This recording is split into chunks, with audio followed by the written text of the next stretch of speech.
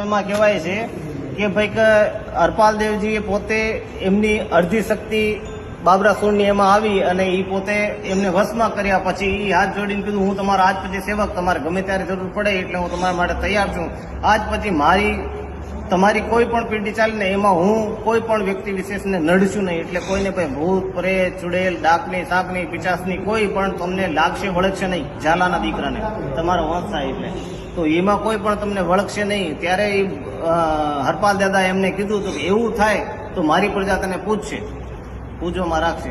ત્યારે બાબરાસુર કીધું એમની ખાતરી શું? તો ત્યારે એ હરપાલ દેવજી પોતે કાનમાં કુંડળ પહેરતા હતા, એમાં પણ પહેર્યા છે કુંડળ, એટલે કાનમાં કુંડળ પહેરતા હતા. બે કુંડળ કાઢી અને એમને હાથમાં દીધા કે ઈ લેખ આજ પછી મારી પ્રજા કોઈ પણ કર્ણ નિષેધ છે, એટલે કર્ણ વિંધાવશે નહીં, કાન ન વિંધાવે અને કુંડળ કઈ પહેરે નહીં.